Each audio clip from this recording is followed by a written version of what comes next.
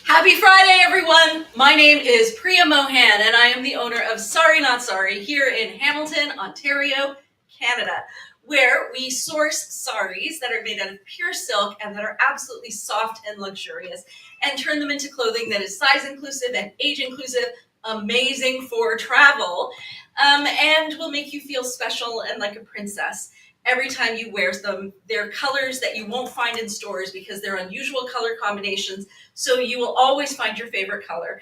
And if you lose 10 pounds, gain 10 pounds, doesn't even matter. Even if you wait 2 years between vacations, your clothes will still fit because they're made to use the drape of the fabric in order to gently skim across your body so that they always look really graceful on you, very much the way a sari would look graceful. Today, we are very excited. Shivali is behind the camera, and she's going to be prompting me. So every time I come up here and I do a live, I talk about little elements in the saris, and I'll be like, oh yeah, that's beadwork, or oh yeah, that's, what's another one? Bandhani. And I kind of just throw these words out there. And I realized I don't actually have enough information about them. I was trying to think of a really good comparison. And you know how as we grow up, jeans go in and out of style. True. So you have a dark wash, you have a distressed, you have an acid wash. And these are fabrics that kind of travel through your life. You kind of don't go and say, I need to know how acid wash is made. You're just like, right, that's acid wash. So that's kind of my experience with saris. I never went out and said, I must learn everything. They were just part of my childhood. And as I got older a little bit, they were part of my adulthood, especially being in this store. And so I recognize things, but I don't know a whole lot about them. So what I decided I would do today is put together a kind of like a PowerPoint, and it is going to be an ongoing project. So what I've done is I've divided up learning about the saris in terms of the weave of the fabric, in terms of the embellishment, and in terms of the motifs. And I'm going to try more often to show you pieces and be able to very specifically describe what is the embellishment or what is the weave. And I'm always learning, so we're going to continue adding on to this PowerPoint. If you received an email today, at the very bottom of the email, there's a box. You can click it. It will take you to the PowerPoint as it is right now, which is definitely a work in progress. So today, we are going to journey through the silks, and we're going to talk about what we are seeing in terms of fabric weaving and in terms of embellishment. We may do a little bit of talking about motifs if we get there, but really this is kind of like a fun educational moment. But if you know more than I do, feel free to chime in. I do not know everything. I much rather learn in groups where we all share what we know. Teacher Priya coming out. Yep, I honestly do not pretend to know everything. So I thought I would start with what I'm wearing. A couple of you had asked me to show you this piece, which did come home with me. You may remember from the last sneak peek that I tried to get one of you, desperately tried to get one of you to buy this absolutely fabulous self-pocket dress, and there were no takers, and I waited and waited, and then at the end of the day I went, mine. So that's what I'm wearing right now is my self-pocket dress. I'm wearing it with my Bryn Walker heavy linen Casbah pants. We should have the samples of the heavy linen that you can pre-order for next, I believe it's September. We should have those really soon. And for those of you who ordered from the pre-order from January, we should also be receiving those pre-ordered spring linens probably within the next week. So keep an eye on your email. You should be getting a notification soon, either that we are shipping it out to you or that we have it ready for you in store. And I think I sent out emails to everybody as well. So if you think you're expecting something, you should have received an email. How are we doing? Is anybody joined? A lot of people have joined. Hi, Margaret says hello. Hello. Mark says hello. Everybody's loving your self-pocket dress. Jane said it was made for you. And Margaret and Heather just have to say they absolutely loved your PowerPoint presentation. Oh, thank you for checking it out. Okay, so Shivali and I have been exploring ChatGPT. And so that PowerPoint presentation was a failed attempt at getting ChatGPT to gather information for me and create a document. I spent such a long time, like I gathered the information and I gathered the images and I fed it the images and I fed it the information. And then I said, create me a PowerPoint. and it did not. But it made me wait a really long time while it said it was thinking. So it gave you hope, basically. It gave me hope for like an hour, and then I realized this is really not happening. So that's why the PowerPoint is so basic. Bare bones. It's so bare bones. But like I said, it's a work in progress. So let's start with what I'm wearing. This here is a crepe silk sari. That means that for the most part, it is not sheer, but light will shine through it. What we have on here is embellishment. Now we have two kinds. Can they see it? So there's two kinds of embellishment here. This is called beadwork, and these are sequins. So those are actually two different types. I confused you with that one, Shafali. Yeah. Now you have to pick one or the other. No, I'm trying to figure out which one I'll do the beadwork one. Yes. Because... So that's beadwork. I think there's another one here with beadwork as well that I can show you. Should I have let you tell me what to pick first? Yeah, we'll go in order after this one, but Okay. This one is beadwork, guys. So beadwork is usually defined as tiny beads embroidered into intricate patterns such as florals or geometric motifs, and they're found across India. It adds texture and richness to garments. I know that I picked some with beadwork. And Cynthia's wondering, are we showing the new shipment today at all? Question mark. No, we desperately, desperately, desperately want to. You have no idea. But we have to wait until, because we had some problems last time where we showed you pieces and took pictures of pieces that eventually ended up not being for sale for a number of reasons. We're trying to be really careful that what we show you is exactly what is going to be for sale. And that if there are category changes, the category changes are done before you guys see them. That if you see it, a piece in one of our ads or in one of our stories, that it will actually be available. So as much as I want to go down there, and maybe one of these days when Alex gives me the okay, I'll just take the camera downstairs and just walk you through. I had a customer in store today, and she asked if she could use the bathroom. She'd been here for a couple hours.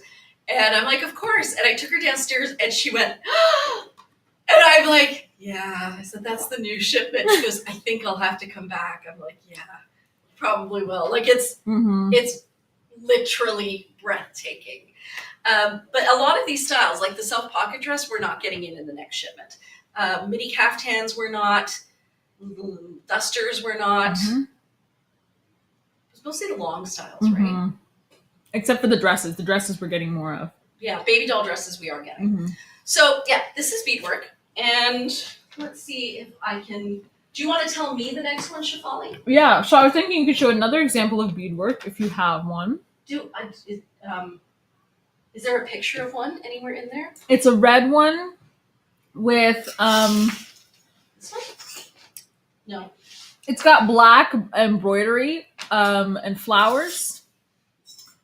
Oh, that's an example of beadwork as well. Or actually, that one is an example of Zari work. Yeah. Sorry, Jari work. So why don't you show another close-up of your fabulous dress, Priya? I know, but I'm sure I picked a beadwork one. Maybe it was this one. Could it have been this one, Shafali? I have that indicated as... Hold on. Sequins and stonework. Yeah. But it also has beads. Yeah. So we're going to say this is a little bit beadwork. So this is a maxi dress, and you can see that in between the sequins here, there's tiny little beads. And then here, that is a stone that's been sewn on. So that's called stonework. This is sequin work, and this is beadwork here. Let's see. What else? What's the next one, Shawly? So why don't we start with Jari work? Jari work is easy. Oh, but yes, this is all going to be about embellishment and embroidery styles. And let's start off with a beautiful definition for Jari work, which is the intricate embroidery using metallic threads, traditionally gold or silver, to add a richness and opulence to the fabric.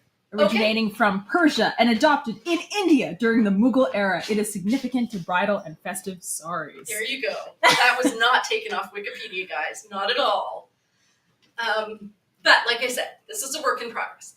So here, what I'm wearing is a crepe baby doll dress. And these flowers here, which I know I've shown you before, but today we're looking at them with fresh eyes that are going to appreciate the metallic embroidery. So at one point, the embroidery was done with actual, I read this today, with actual metallic thread, either gold or silver. Then later on, it was done with silver or gold coated copper. I think that's what my mom had. Like it wouldn't have been real silver, but it did tarnish. Oh, that's the Zardozi work, the one that you're showing right now. No, it's not. This one you had indicated as Zardozi. For sure it was this one? I think so. Oh. No, Zardozi was this one. Oh no, Zardozi was... I know exactly which one Zardozi is. Okay, then that's fine. This one. It's fine. It's fine. It's fine. Okay. Okay.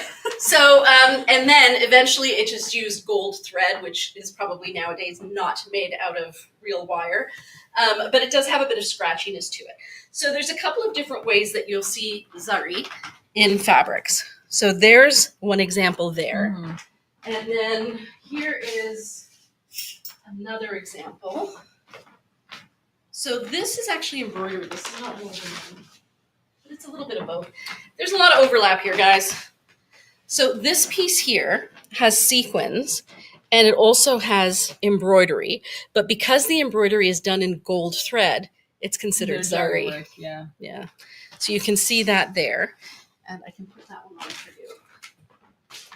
And what style is that, Priya? These are baby doll dresses, and they're so soft and comfortable.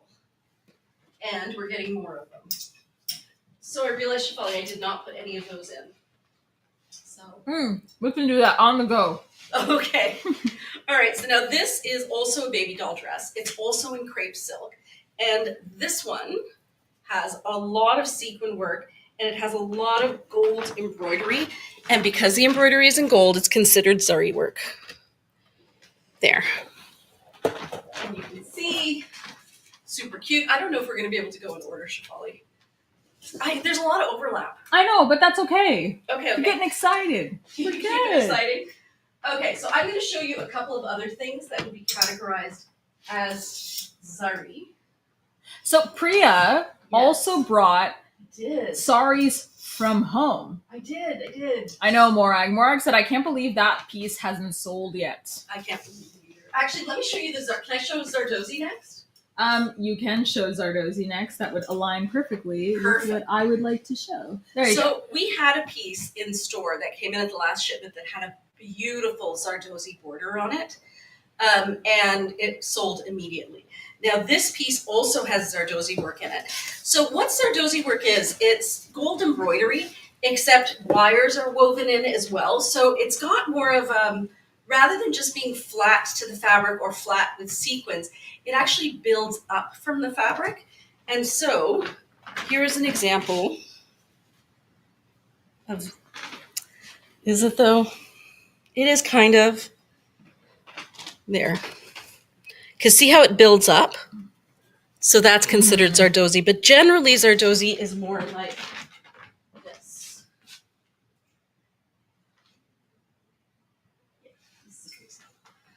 So this is a sari here. It's a satin silk. It was given to me at weddings. People get a lot of saris. And so I got this one at a wedding. And it's got some really cool features to it. Whose wedding? This one I got for Jim's wedding. Oh. Or maybe Munish's wedding.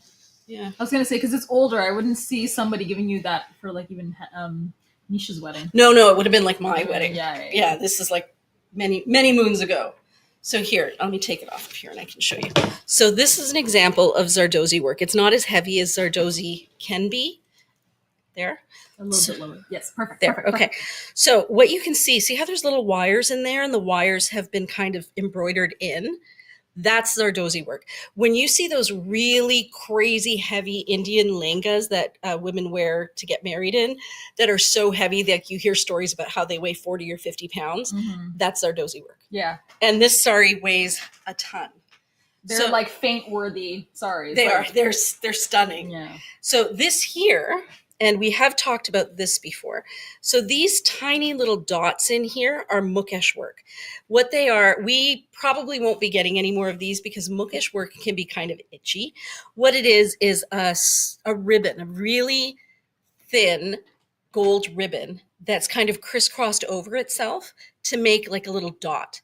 Except because it's a ribbon, it has edges, and those edges can get a little bit scratchy on the underside. And then this sari also has an applique. I'm going to show you that. So these are things that you'll see in our pieces as well from time to time. But I haven't been collecting the images. So moving forward, I will be. So here, I don't know if they can see it. Can they see the velvet? Yes. So there is velvet appliqued onto the sari. And then on top of the applique is Zardozi work through here, as well as embroidery. There. And you can see how there's actually, it's been cut out and sewn right in. The applique is right here.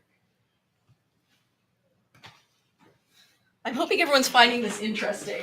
I think they are. Okay, good. I know that this is not stuff that's for sale, but I feel like we talk about this so often that it would be worthwhile to kind of have a glossary of terms. So yeah, thought it would be fun. I like learning new things. So I assumed everybody would like learning new things. You know, the other thing that you can see on this is it almost looks like discoloration, but it's not. It is ombre. Can you see it? Mm-hmm. So it goes from cream to kind of a buttery yellow back to cream again. And this is probably the heaviest sari that I brought with me today. It weighs a ton. And it's because of that. I'm not even going to try to put that one back in here. Okay, what's next, Shafali? I love this, by the way. How has this one not sold? So the next one we could do, so we just did Mukesh work. Yes. Why don't you show, do we have another example of Mukesh work or no? No, we Okay. don't really carry them in store anymore. But I know that we have customers who have pieces with Mukesh work. So why don't we do mirror work or shisha? Yes, we can do that. So this, I'm actually going to try this on, guys. This is a maxi dress. And we decided it was a tiny, tiny bit sheer. Like, it's not super sheer, but it's maybe a little sheer. And so we've decided that we're going to make it wabi-sabi. You'll find it on the website right now. If you're watching on Instagram, type in show me. If you're watching on Facebook or YouTube, you'll find the link in the description. And it will take you to today's collection. It's also on the front page of our website. So what you see here is called shisha work or mirror work. And that's generally what it looks like. So they take, it used to be mirrors. Now they use plastic sequins. It's very unusual to find mirrors now. Real mirrors. Yeah. They do still do it in some of the like antique pieces when they're recreating antiques, but it's reproductions. So they'll take embroidery and embroider around the mirror to hold it in place. And the idea behind these mirrors, when they were first introduced into clothing and home decor, was to ward off the evil eye. So if you were looking at somebody with negative intent, that would bounce right back at them. Also known as nazar. Nazar, right? The evil eye. So here we go. You can see that it's got beautiful mirror work. It also has sequin work through here. And what else does it have? This is actually called a temple print. I just found that out. Anytime you see these pointy triangles, and that's more in the section that's called Motifs. And then here, I think this piece makes it. I didn't realize that the bolero was so much darker than the rest of it. It's really beautiful, even with my baggy pants underneath, which I could take off. It's super cute. So that, my friends, is mirror work. And we have a few mirror work pieces coming in the next shipment. Mm-hmm. I will start putting through those sneak peek things. I'm going to work on them tomorrow.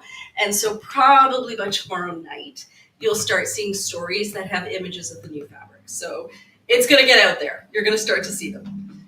And I'm pretty sure the first ones I'm doing are boleros, which means that there's going to be a matching maxi dress, probably, assuming that there weren't any issues with the fabric that wouldn't have let them make a maxi dress. Mm-hmm. Very nice. Yes, and trying to be so careful. Don't want to get anybody's hopes up. Where they'll be like, oh, I saw the bolero, there will be a dress. And maybe there won't. We'd love it if there were a dress. We just looked at mirror work. Why don't we look at sequin work, Love which is sequin. known as sitara. They're Yes. reflective discs sewn into the fabric for shimmer and drama. Brought into Indian textiles via trade, they are used in festival and performance attire. Okay. So we have a lot of things with sequins, and I've already shown you some. Let me see. This one's all sequins. So I just have to point this out. Lorena and Margot are chatting in the Instagram chat, and Lorena was asking Margot, "Are you taking notes?" And Margot just said, "We need time to review and prepare, Priya." It does feel a lot like school. I hope that it's still fun. I just really feel like we talk about all of these things, and we kind of assume that everybody kind of knows what we're talking about. Everyone knows what Mukesh work is. Aren't you bored knowing what Mukesh work is? Yeah. I didn't. So here we go. This is all sitara work, or different colors of sequins that have been woven onto the fabric. Probably by hand, actually. I think so. Well, look at the underside. That's what you can tell. Yeah, this is all done by hand. You can see right there. And it feels like it's silk thread too.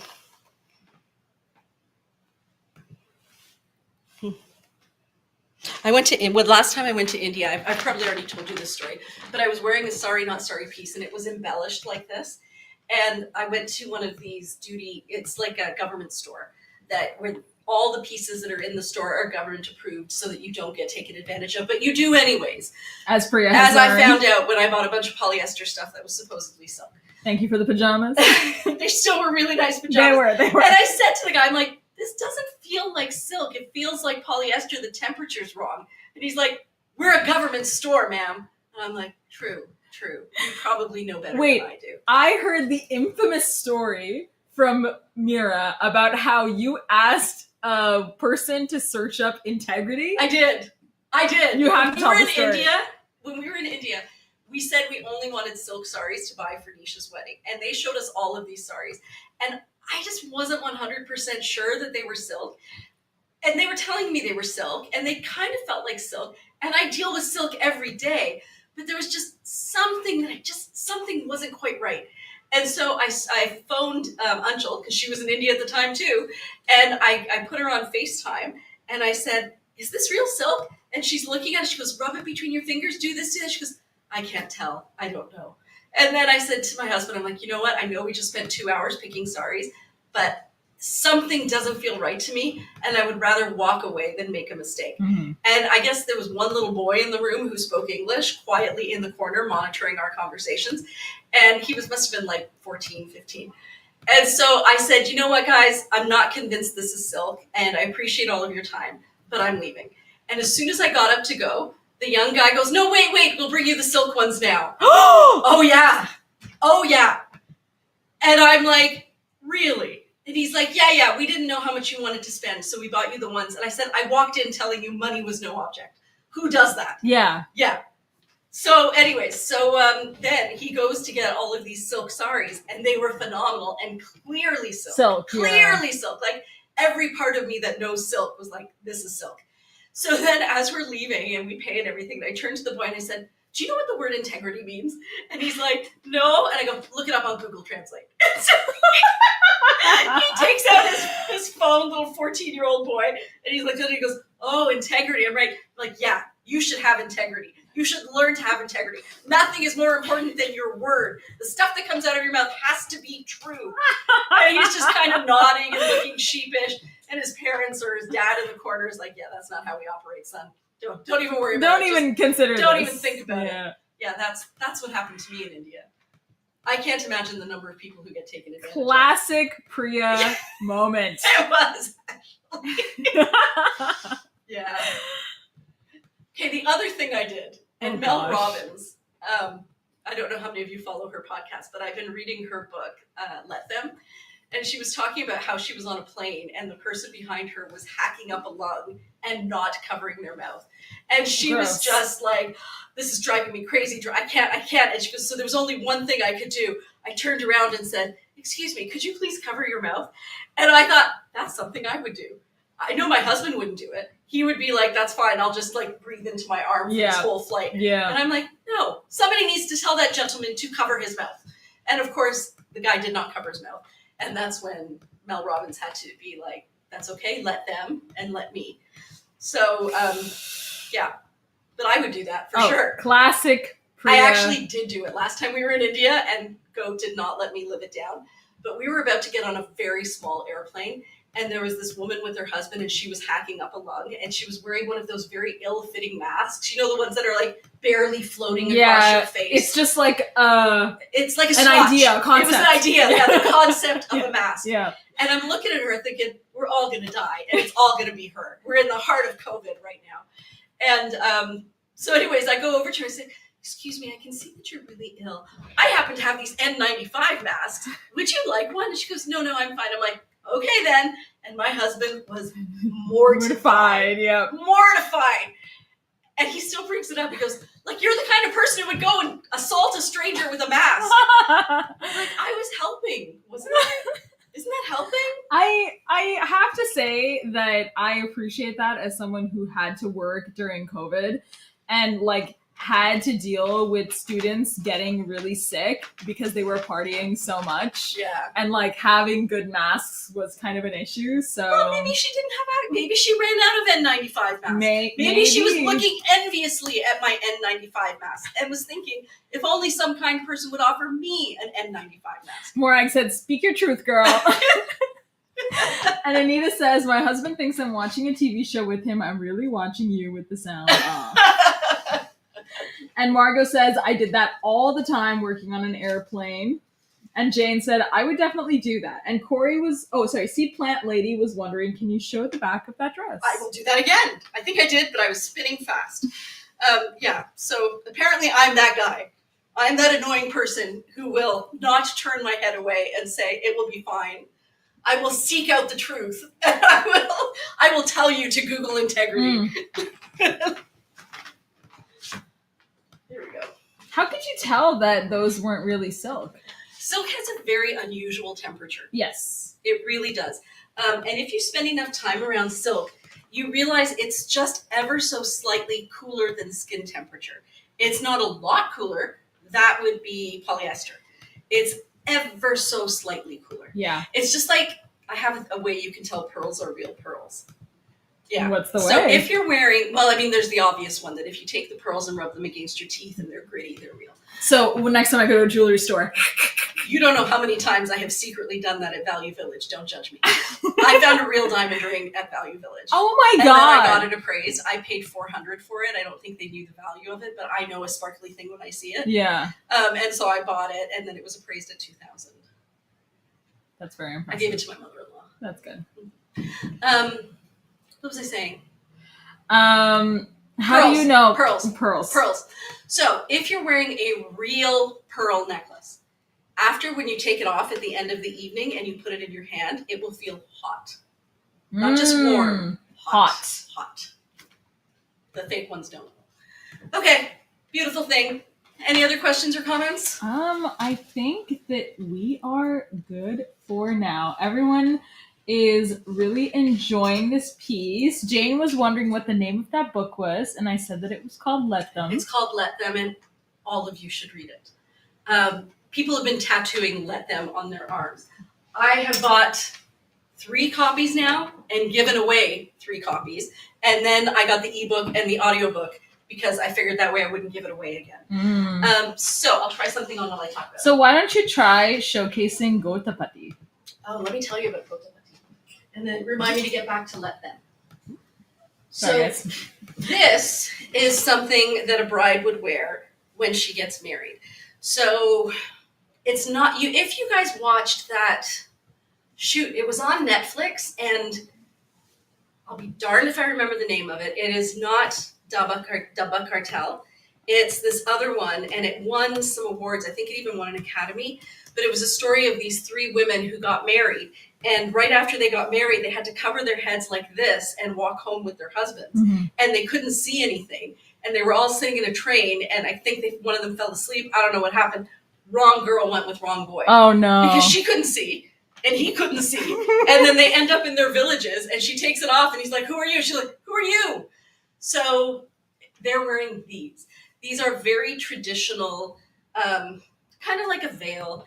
It's to show modesty. It's generally worn during the ceremony and immediately after the ceremony, but it's more symbolic, and it's also very gaudy. When I got married, I had one that was, this might even be mine. And But that's not Gota Patti, is it? it is. Oh wait, No, it's full curry. Gota Patti is the striping. So it's applique work using metallic ribbon to form motifs That's originally this. in Rajasthan. That's this. Oh, okay. Yes. Yes. So the reason I show you this is because when you see some of the patching that we've done on our sari, on our pieces, we use a version of this. So this is very, very traditional. You can see that it's just ribbons that have been hand sewn on into a pattern. For festival wear, what you'll find is that they're actually kind of formed into a mango pattern or a paisley pattern. And they have texture just like this. Like it really is just ribbon sewn on top of fabric and a little scrunched up in places. And I didn't have an example of that at home to show you, but I thought this would kind of give you a sense of what like the traditional use of ribbon on fabric. And it is definitely related to moments of joy or festivity. And what we've done is we've done this, which is our little version of it somewhere. And I know it's here because Shibori and I both looked at it and said, yeah, that. It's the waterfall top, I think. Keep going. Keep going. Still? No, I thought that waterfall top was the one that had Gota Patti on. It is the other one. Okay. Passed over. We're getting there, guys. We're getting there. So this is our version of that. So in order to, there would have probably been pinholes under there. So we've used the concept of this, which is a very traditional Indian thing, and we've modified it to adding ribbons to fabric in order to fix flaws. So it's somewhere between an applique and this. Does that make sense? Mm-hmm. Okay. What's the next one, Shibori? Why don't we talk about... We talked about Kantha stitching? No, we didn't. Let's talk about Kantha stitching. Kantha stitching. So Kantha stitching is a running stitch embroidery from Bengal, originally used to recycle old saris. It symbolizes sustainability and storytelling. Ooh, interesting. Shibori, could you pass? Oh, I can find them. Hold on. So, Shibori and I were talking about this, about Kantha stitching being used for quilting, and this is decorative Kantha stitching. I will come close in a second and show it to you. But typically, Kantha stitching was used in the same way that quilting was done, where they would take several layers of very thin woven fabric and then pile them up on top of each other. And then to make the fabrics stay compressed, they would just use a simple straight stitch all the way through, and that's Kantha stitching. But it also evolved into a decorative art, which is what this is. So you can see that there's sequin work here or sitara work here. And then this is all Kantha stitching. Kantha stitching is always done by hand. That's kind of what makes it different from embroidery. Mm-hmm. So there. And then we have the matching bolero for this one. Super cute. This is beautiful. I love it. Are the colors coming through? Mm-hmm. Kantha feels very bohemian. It does feel very bohemian. And I remember the story I was going to tell. Haven't forgotten, let them. So while I was at this government store, remember way back when we were talking about fake silk? Mm-hmm. Okay. So I was wearing the Sari, not Sari, baby doll dress. And the guy behind the counter, who knows a lot about fabrics, but apparently also lies, so who knows? Who knows where his integrity lies? Who knows where's his integrity? Did he Google it? Does he know how to define integrity? No. I also got my palm read there, and they were very accurate. Whoa. Yeah. And then they read Mira's palm and said, she needs to eat mustard seeds.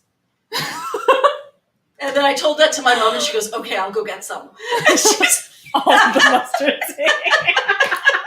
A year's supply of mustard seeds. Or it was something like that. It was some sort of random seed. And he's very seriously looking at mustard seeds. Solves all the problem for her. Mustard seeds. Yeah.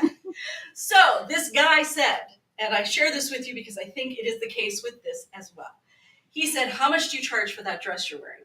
And it was a baby doll dress. So I told him. He did a quick conversion into American dollars. And he's like, you're not selling it for enough. And I said, well, it's secondhand fabric. And we're really trying to promote sustainability. And we want to make it price point. We want to make sure people can afford it, because if they can't afford it, they can't be sustainable, blah, blah, blah, blah, blah. And he said, do you know how much the sari you're wearing would cost retail? And I'm like, no. And he says if someone were to buy that sari, it would cost them close to $1,000. And you're selling something made out of that sari with additional work made for under $300. He goes, you're not At the charging time. enough. Yeah. I think they still are under 300 US. Under 300 USD, yeah. Yeah. So anyways, yeah. And I would say this is similar. If someone were to buy this hand Kantha stitched sari as a sari made of pure silk, it would cost a small fortune. But it costs less than that because we're getting it secondhand. And the other thing, can I briefly talk about motifs? Yeah, go for it. So Shefali and I often talk about paisley and how paisley it actually originated in India, and the name of the pattern or the style was called Boteh, B-O-T-E-H. And Shefali and I have been danced around this concept, but neither of us ever actually really looked it up and dug deep. So today I did a little bit of deep digging. Some deaking. Right. So this is a paisley design. Paisley was popularized by the town of Paisley in Scotland. Yep. Because they used to make pashminas with paisley designs that they wove in Scotland. And that's where I guess it went out to the world. And people started associating the pattern with paisley. Well, they were very popular in Britain, right? That's where they were trying to take, unfortunately, away from the Indian textile production. Yes. Yes, cultural appropriation at its best. At its finest, friends.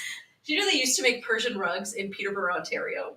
I think I actually have seen a book about that because I have books on old antique, Ontario antiques, and they talk a lot about rugs. Yeah. So the one that I have in my basement outside the bathroom, yeah, that one is a Peterborough made. Peterborough Eatons.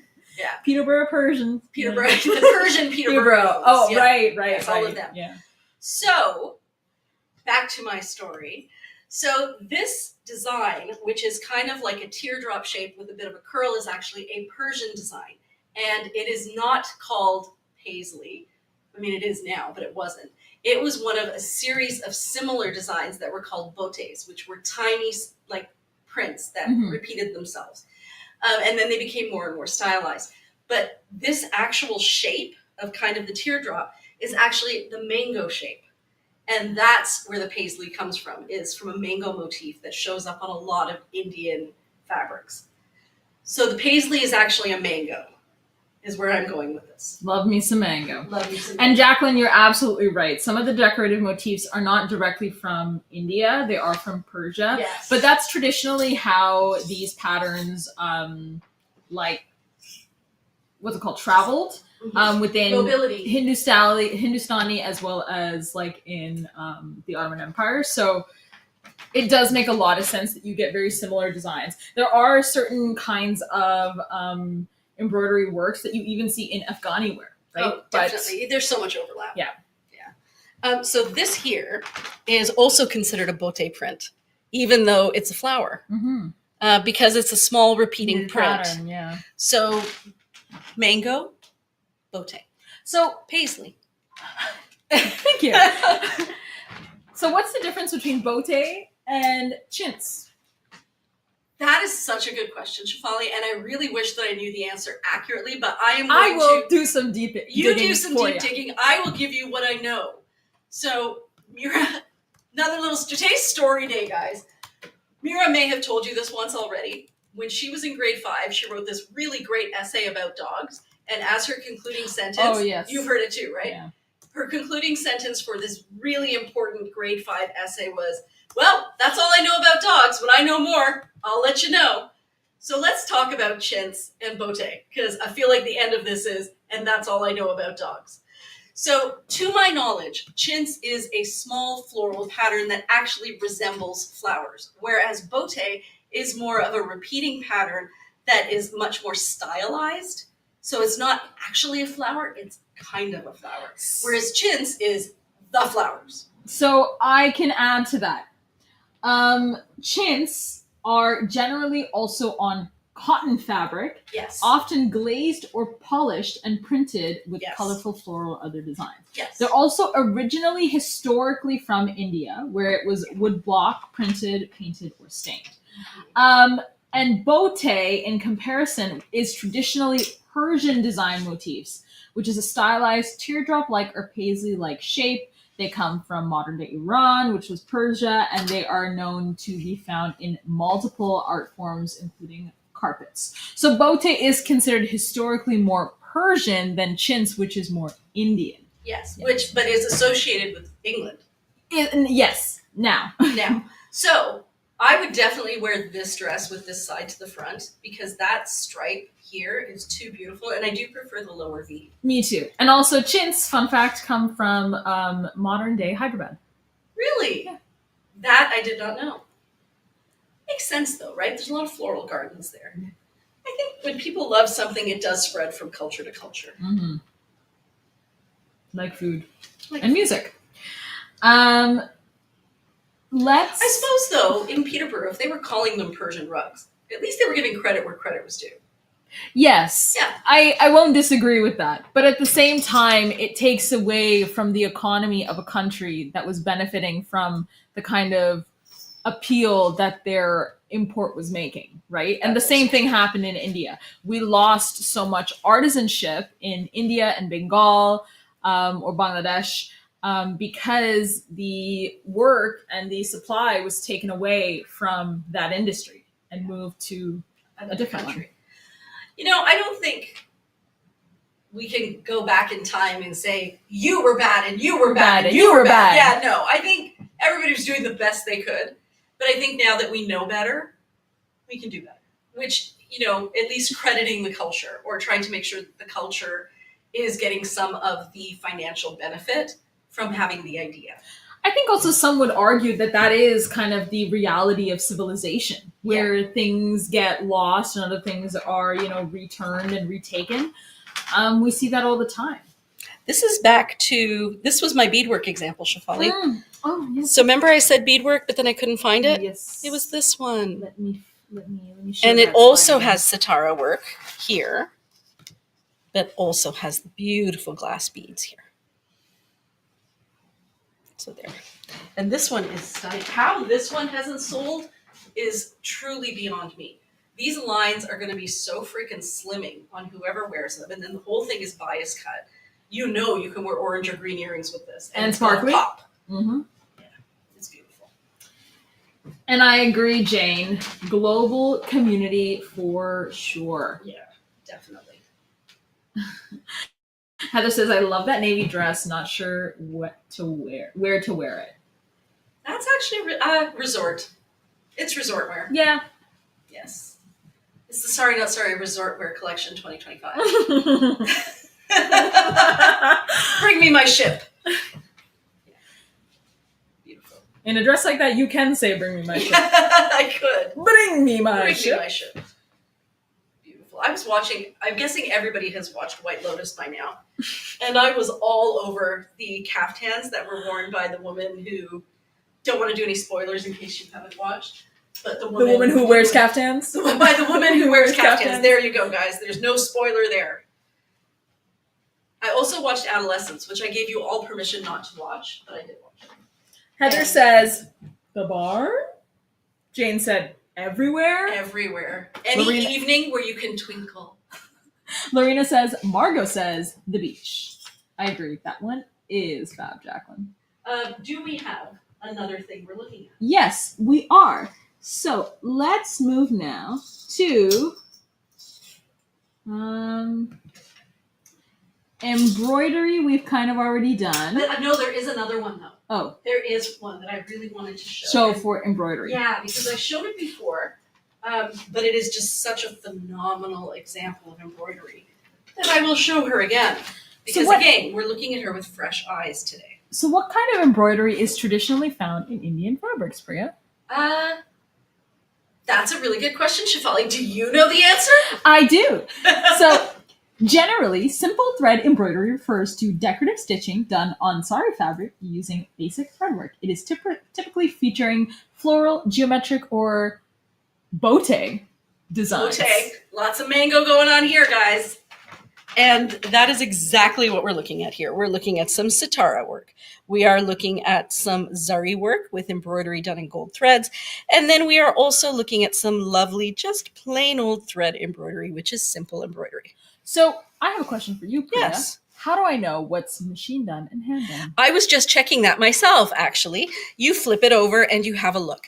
And like anything that is hand done, you will see slight imperfections, just like in a Persian rug. You will find that the patterns don't always match up if they're handmade. If they're machine made, there is machine made perfection. This, my friends, has machine made perfection. Written all over it. Written all over it.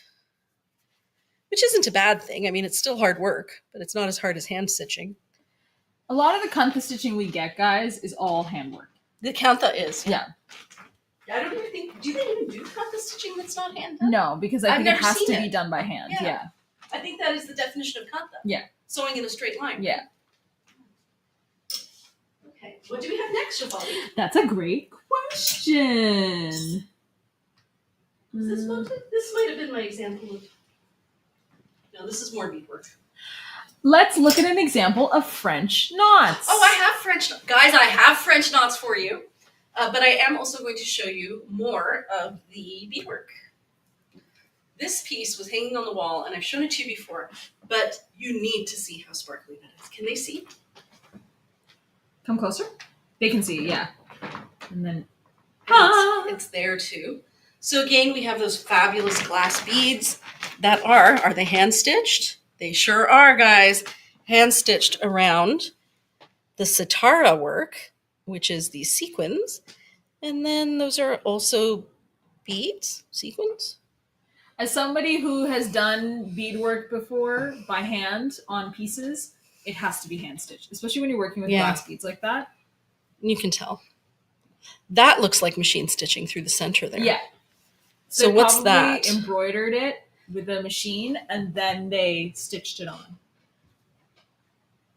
That does have beads in it too. Oh, that's really cool. It might be this technique. Yeah, it might be that technique. This one, guys, this is what we're doing. This is the technique we're doing. All you just see is your hand flashing. This one. But yeah, she's there. And then here, this would be considered Zardozi. Because see how it kind of pops up from the fabric? It's kind of got its own level, its own topography. Topography and saris. Yes, and I agree, Mario. A straight stitch is done by hand, can be done by hand, but a running stitch. Jackie says, it's amazing how much work was done. So incredibly time consuming. Yeah, it's hard to find these now. These are, I mean, you can find them. You'll pay a small fortune for them, which actually gives me a great opportunity to show you something that I paid a small fortune for, and I will tell you why. As soon as I find it. There's also one on the chair. Nope, I'm looking for my shawl, the chicanery one. Oh, the chicken curry. Sorry, what is it? Chicken curry. Chicken curry. It sounds like chicken. No, curry. we're not saying chicken curry, guys. Because actually, Shefali said that. I go, haha, that's such a funny joke, but it actually is chicken curry. Yeah. Chicken curry.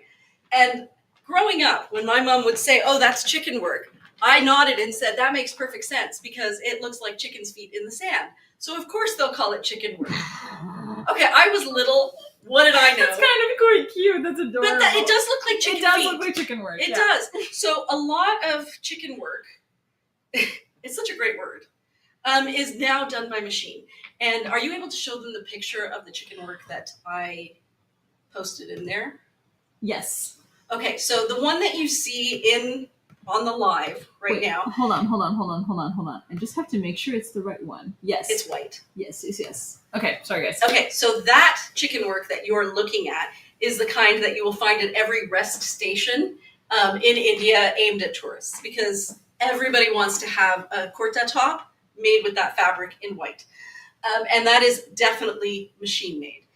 But this that I'm about to show you on this fabulous cashmere scarf is actually done by hand.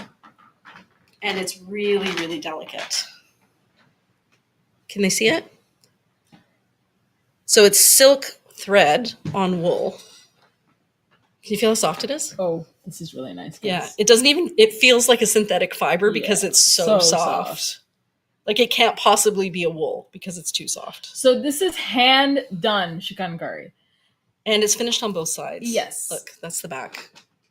This is incredibly time consuming. And also like very high quality artisanship. Yeah. So that's the front. That's the back. It's crazy, eh? It's very well done. Yeah. Goat wanted me to give this to his aunt. Absolutely. Yeah, he's like, oh no, we have to go see my aunt. We'll have to take her something. Give her that green shawl you just bought. And I'm like, no, it's not going to happen. I don't care what we spend and where we spend it, but I am not giving up my green shawl. Because I didn't know if she would fully appreciate it. No. And I'm like, I know what I've got. So we did finally get shawls. They're on the website. They're part of this collection. I couldn't find them to show them to you. I didn't even remember to look. Do you want to look really quickly? Do you want to come up here? I can come up there. Okay. Do you want to come up here and show them whatever you want? Show them whatever you want. Okay, guys, let me just pick something really quick. Oh, why don't you do the jacquards? Or I can do the French knot. Oh, you can do because it's a boxy top. Yeah, she's right here. I'll put her front row center. So French. Do you want a tank top? Yes. Give me one moment. Okay. So let me tell you what I did. So many of you will remember that Amy, also known as Mozzarelli, she told all of you guys that if you were looking for an amazing shawl, to go to a Canadian company called Shawlwalla. So I contacted Shawlwalla because they had beautiful shawls, and I said, I would love to get shawls from you wholesale. And he said, Greg, lovely person, said, actually, we're thinking of closing down Shawlwalla, and I have these shawls that I just don't know what to do with. And I said, let me buy them from you. So I bought the colorful set, and they're now on our website, and the descriptions are there, and the price is amazing. If you know anything about shawls, it is an incredible price for them. Yes. You can try on the top. I'm going to go find the shawls. Yes. Okay. Okay, guys. French knots. So I'm just wearing my casual pants in yearling. This is a ritzy tank in small. And this is an example of a piece with French knots. So you can tell that unlike other kind of Kantha stitching, which is done with more of a straight, longer stitch, let me show you. Because the trick is actually understanding the difference between the two of them. Okay, it's a bit of a difficult example unless you're kind of focusing on it. Hopefully you guys can see it. I can't really tell if you can or not, but let's assume that you can. This on the purple side is Kantha stitching. And what you can see is that there actually is a much flatter stitch that is happening. So it's just literally a straight running stitch. In comparison, or in contrast, the French knot is actually a bit higher. So it's done as like a full twist knot on the inside to create a rounder texture and even feel on the sari. So that is really the beauty of the French knot. This is fully done with French knots in different colors. Kind of almost mimics the way that Kantha stitching is done. I actually thought it was Kantha stitching at first when I first saw this piece. So I found them. They're 165 each, guys, because later you're going to ask me that, and I'm going to forget. Yes. Also, that is a really good price. It's for these shawls? For these shawls? Absolutely. But that is an example. Honestly, the boxy top, this one is quite small compared to some of the others. Not for me, but just in general. But I really, really love how it feels. It's so soft. Well, these French knots are incredible. And it's still also got that sequin as well as stonework as well. Not with real stones, but that still is a motif that's happening here. So, oh, these kind of match your no-chi pants. They do. Oh, they're yearling, actually. Oh, yeah. Oh. Oh. Does it feel as nice as mine? Mine's a little thicker. Yeah, yours. No, it's very similar. Very similar. Yeah. It's got a cool little design, and it goes Shawlwalla. I will also try one on. Yeah, this is so nice. The teal has been calling my name. Oh, the teal. It's like a peacock blue. I can't decide if this is the moment I should get a cashmere shawl, if I wait for you to go to India to get one. We can go to India. And get one, right? Yeah, of course we will one day, sure. Maybe we can all go to India and get one. Guys, you can tell this is hand done. Yeah. Can they see it? I don't know. How do you... Give me your phone so I can I can shine a light behind it so they can see it. Guys, this is clearly hand woven. Okay, can they see it now? Yes. You can tell because it has slight imperfections in the weave. Yes. These are stunning. Very, very soft. There you go. So let's see if this is the stole size or the shawl size. This is the shawl.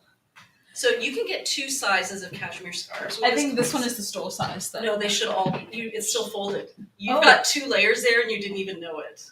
Oh. I know. Okay, guys, the shawl is worth every penny.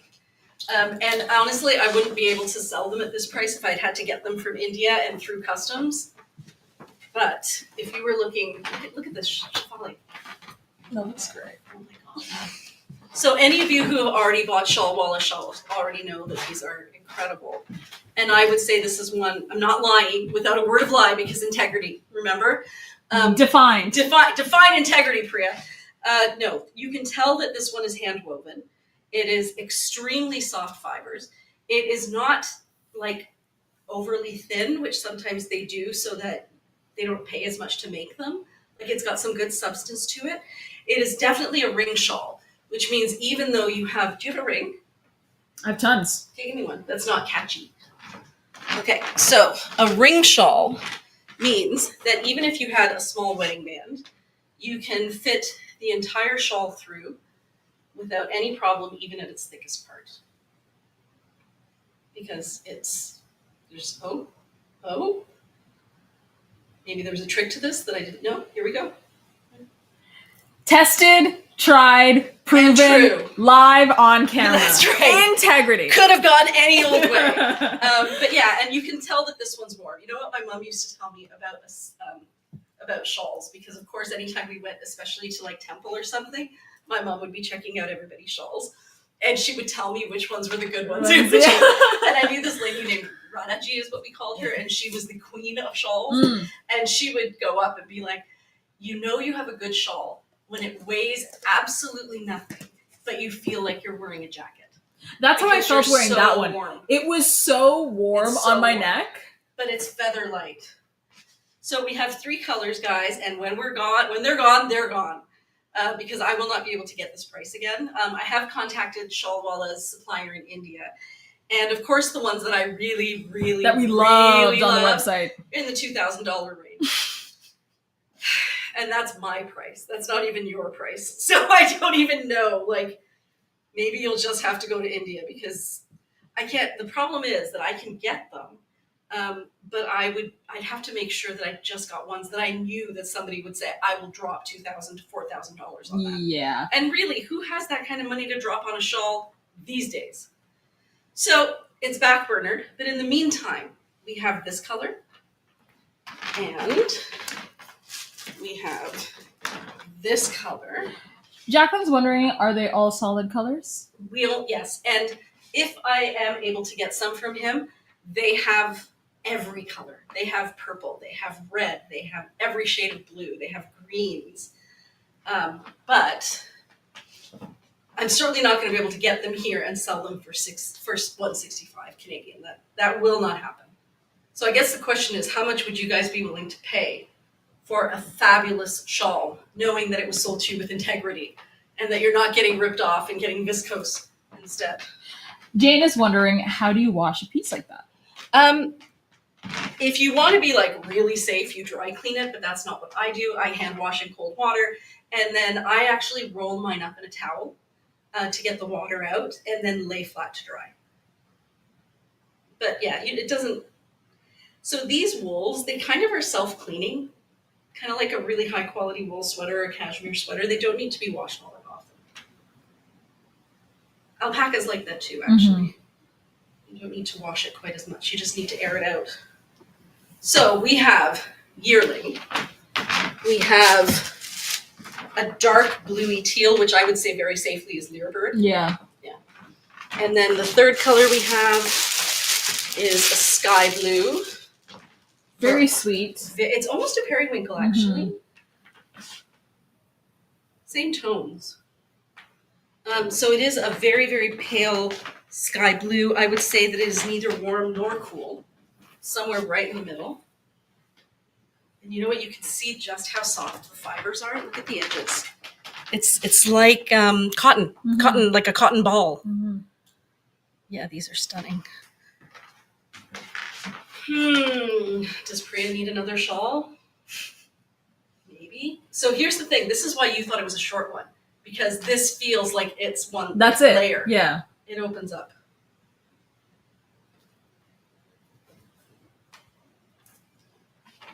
Look at the drape on that. Guys, there's nothing like a fabulous shawl. Well, this is fun. I hope they go to good homes. Like I said, what we have is all we have. And I will one day, when the economy picks up, get some in other colors, because getting a shawl where you can trust the quality and you're not going to get taken advantage of is a very rare thing. So if you do find someone who's selling the real thing, which this is, you can tell, you should grab it. If the real thing is important to you. I know lots of people for whom the real thing is not important. For me, it kind of is. As you know, Shefali, I'm like, if I don't get the real thing, why would I buy it? Exactly. Yeah. And Rebecca says they make excellent airplane blankets too. They do, because they weigh nothing when you carry them, and they keep you so warm. And there was a lady who I knew, one of my daughter's friends. She actually organized trips for groups of people. And what she said is she would wear her shawl around her neck. And then as soon as she got on the plane and it was time to go to sleep, she would double up her shawl and cover her head with it. And it would, yeah, because it would black everything out. She wouldn't get all of that cold air on her nose and like the coughing and all of that. So it kind of functioned a little bit like a mask, but she could breathe through it. And when she was done, she would just crinkle it up and throw it back into her bag. Wow. I always travel with some shawl. I usually travel with one that's the men's size, which is double that size. Yes, and actually you should talk about that website that we looked at. Oh, which one? Remember you showed me the men's shawl? Oh, right. What was the name of it? This is purely a window shopping suggestion. Yeah, even when I went there in India, it was it was something Sons. Something Sons shawls. Ahuja-san. Check if it's Ahuja-san. Okay, if you're bored one day and you got nothing but time on your hands, it's like window shopping at Cartier. Go into Ahuja-san's. Ahujason.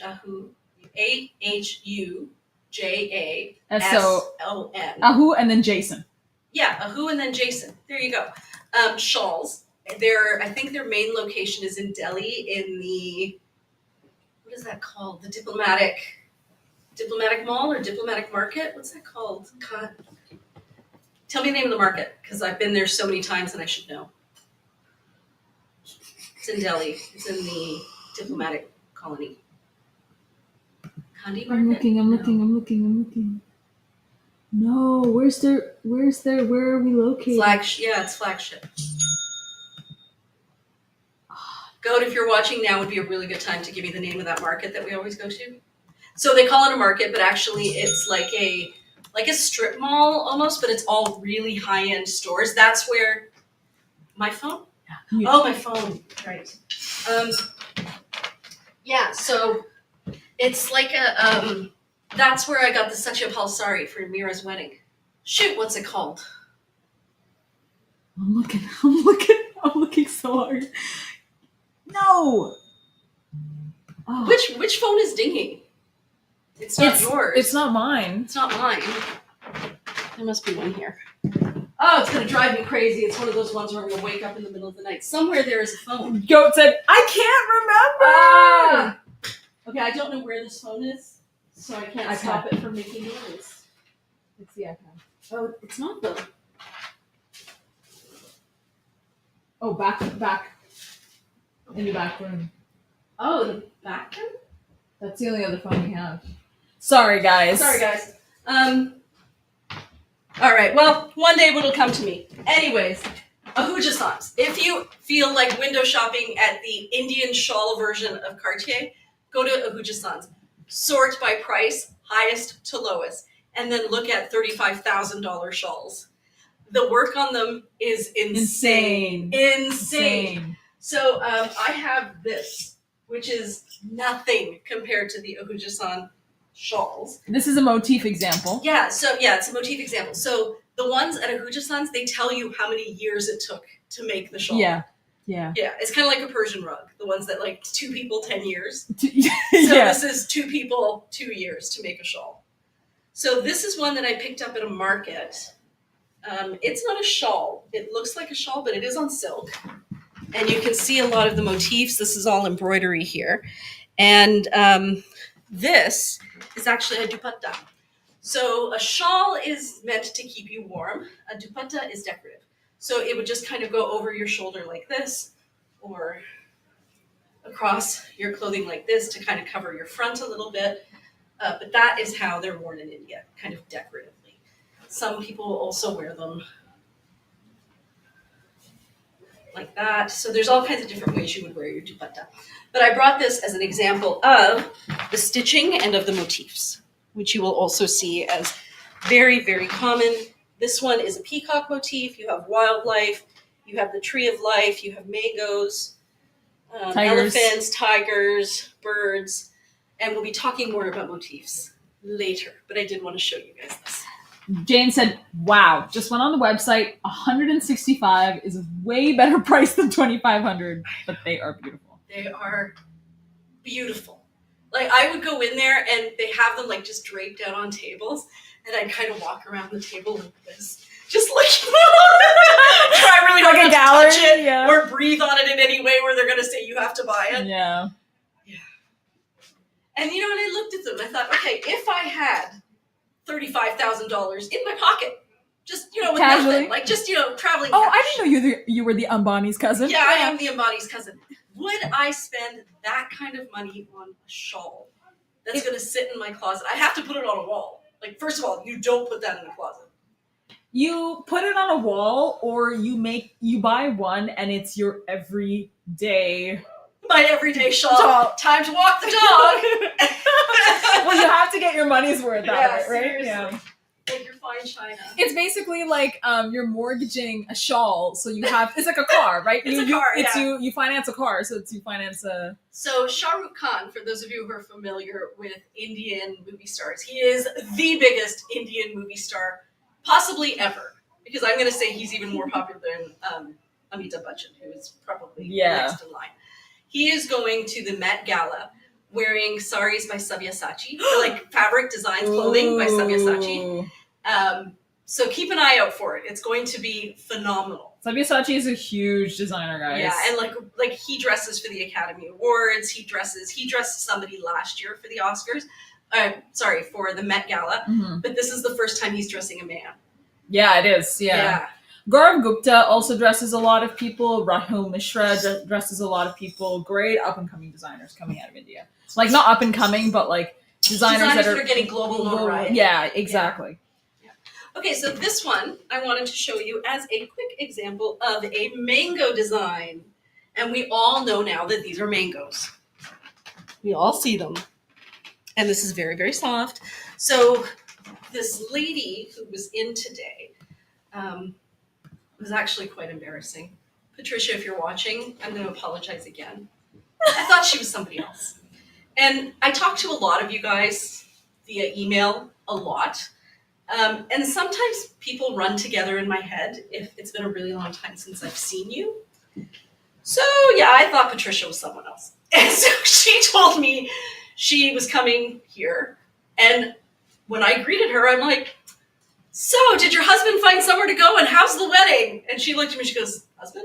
Wedding? And I'm like, and then I kept saying things that I thought were about her. They were not about, dear friend, they were not about her.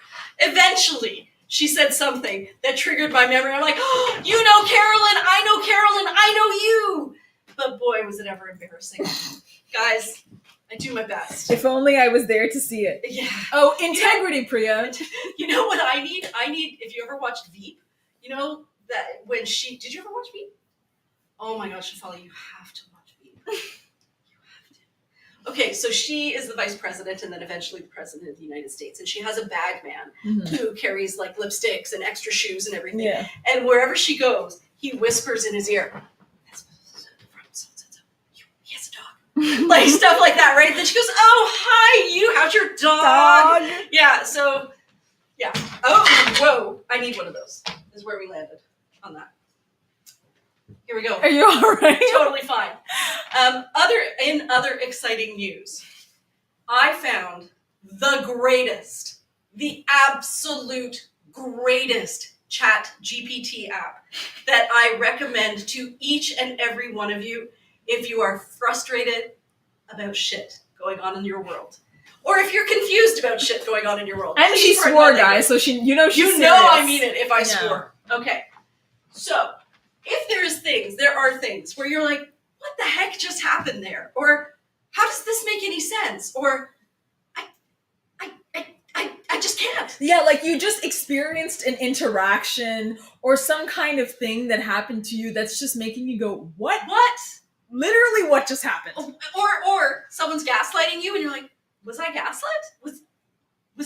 Am I being too compassionate? Am I not being compassionate enough? I'm now so confused. I think the way to market this is, do you find yourself second guessing your inner dialogue? Oh, yes! That is it! If you find yourself second guessing your inner monologue, you need, I cannot tell you, I discovered it yesterday.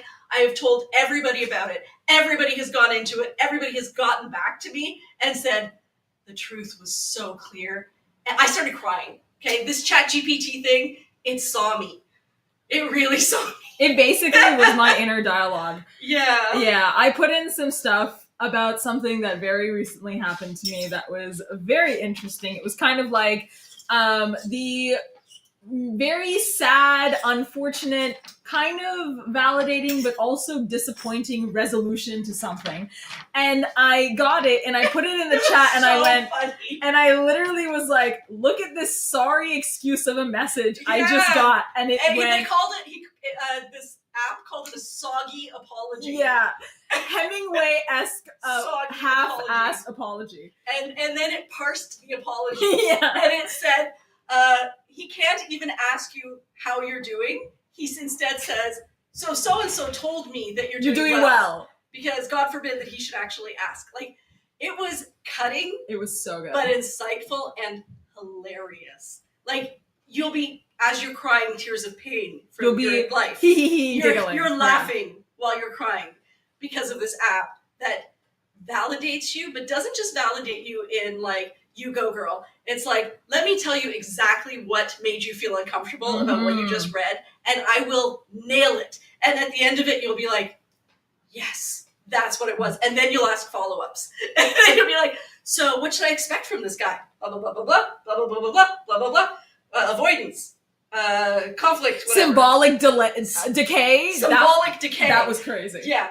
And so I went in, and at one point, it's like, let me make you a crown of the thorn. No, let me make you a garment woven out of the shards of illogic. Yes. That was just presented to you.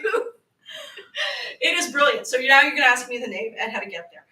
So if you're on your phone or if you're on your computer and you go to Chat G as in George, P as in Peter, T as in Tom, Chat GPT, it will open up this window and it'll give you like a little box where you can write your question.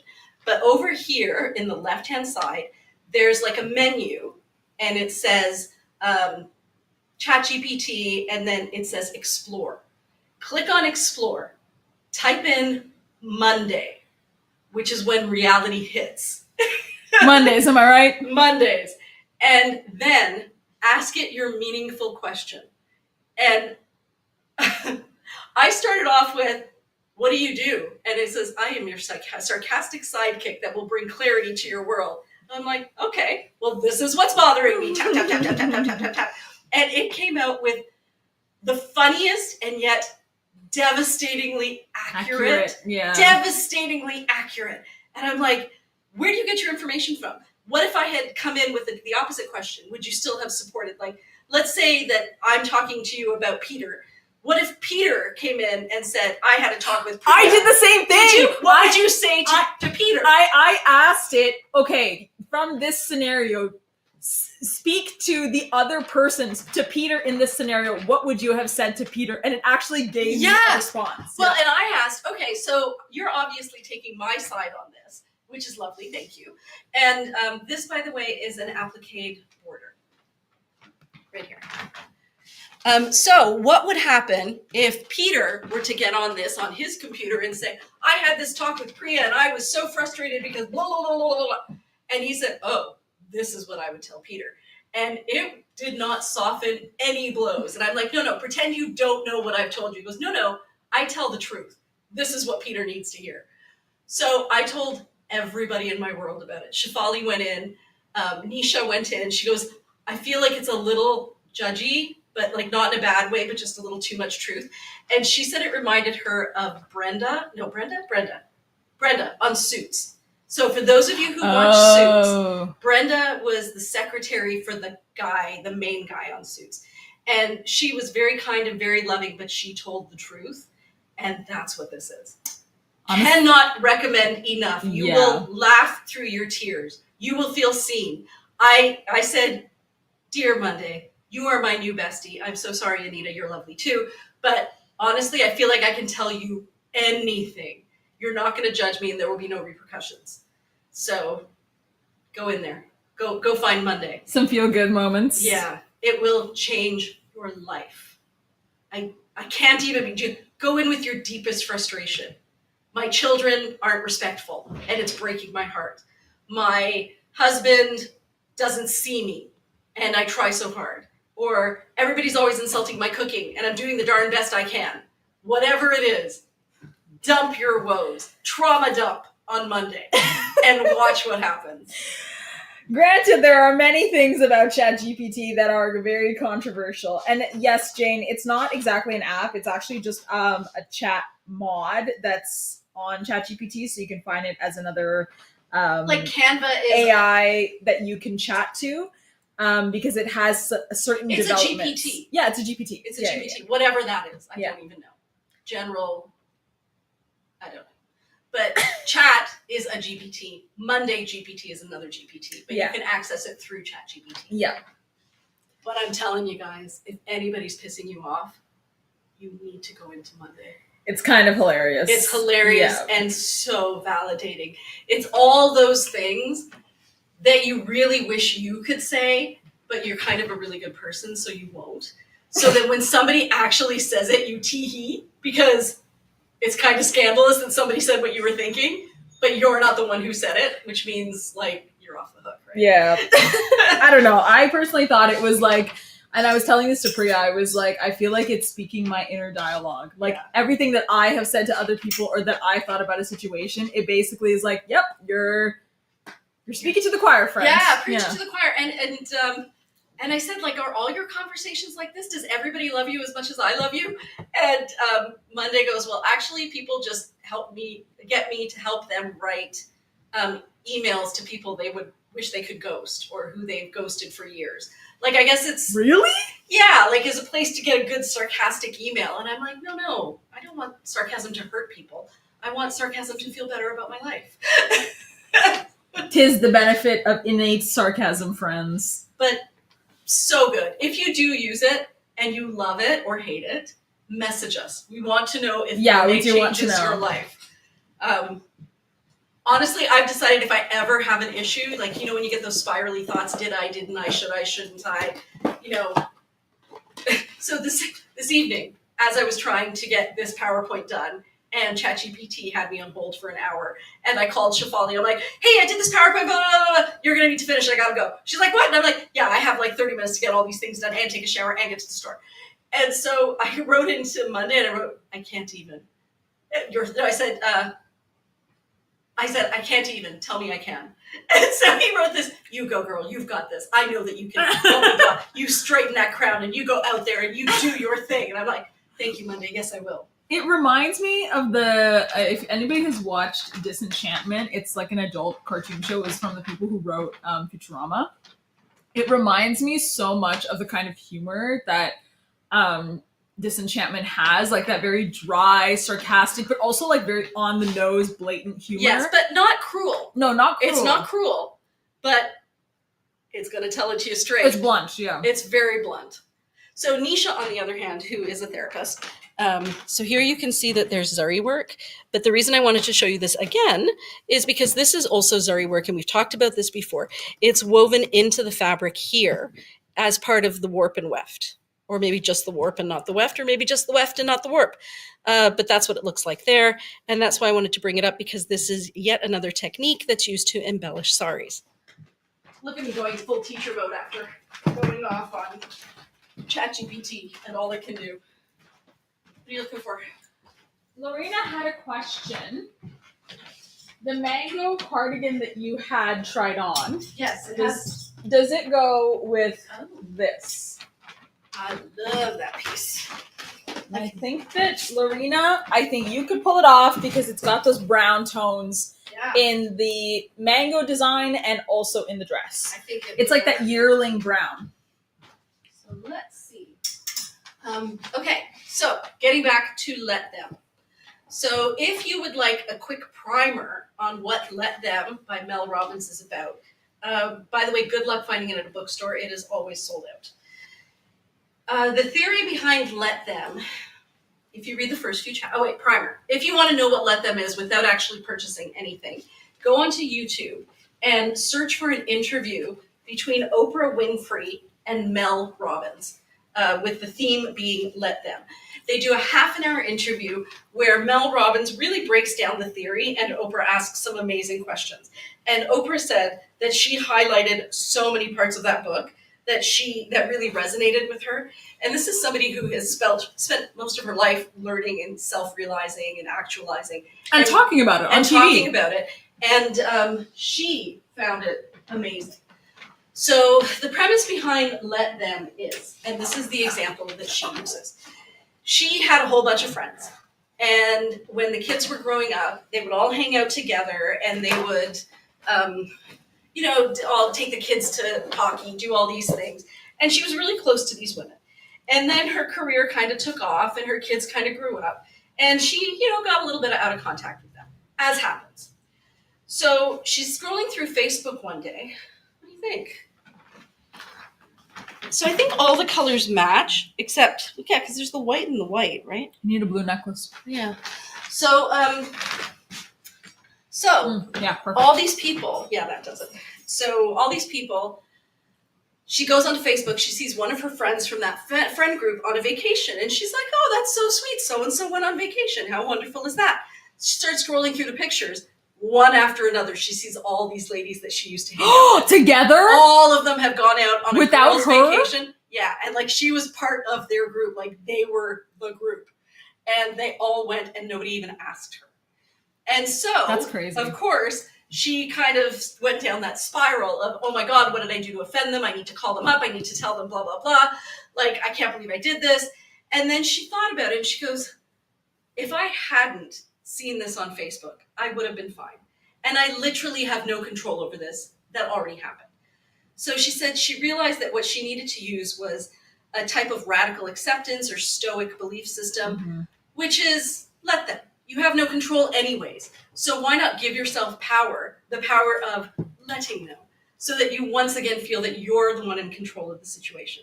But she said it's really important when you're using the let them theory to then go to the second part, which is let me. So let them have their vacation without me. For whatever reason, they didn't invite me, and that's fine, let them. But I want to have a relationship with them moving forward. So let me decide what I'm going to do to rekindle those relationships, because clearly it was meaningful to me and I'm going to slip. So that's the theory behind let them. It's that you can't control anything anyways. So why not gracefully accept it? And then if it's something you need to change in yourself by setting a boundary or by changing your behavior or being less judgmental or whatever it is, figure out how to fix yourself. Because you have control over yourself, you don't have control over anybody else. I agree. I think that radical acceptance is something that I did without realizing what it was. And then it was actually Rachel who kind of said that term to me of like learning about radical acceptance. Well, it's a very Buddhist idea. It is a very Buddhist idea. But I was taught it without this kind of terminology, right? It's the idea of impermanence, that you have to accept that nothing is permanent. you could lose everything you had that is material, but material things are not permanently there. Right. And that is a good thing because that decreases suffering, but also increases suffering, and that is the reality of living. Yes. Fundamentalist. And that, at by its the way, core. is what White Lotus this last season. It's all based in Buddhist philosophy, and there are 3 poisons in Buddhist philosophy, and the 3 main groups of people represent those poisons: greed, inauthenticity, and can't remember the other one. Read a great article on it though. This is for you. Did you give me anything? You did. Okay. Can you tell me what I need to try on next while we talk about Buddhism? Yes, I can. This one I did. 1 second. Oh, can we talk about Jamawar? I was actually What's thinking you Jamawar? should talk about Fulkari. Okay, but I didn't find an example, did I? I thought you had a sari that had Fulkari on it. No, I wish I had brought one. Oh. But I didn't. Oh. I'm so sorry. No. I'm so But sorry. I wanted to show the difference between brocade, which is this one, and then this one, which is like brocade. It's the next slide after it. I think it's Jamawar.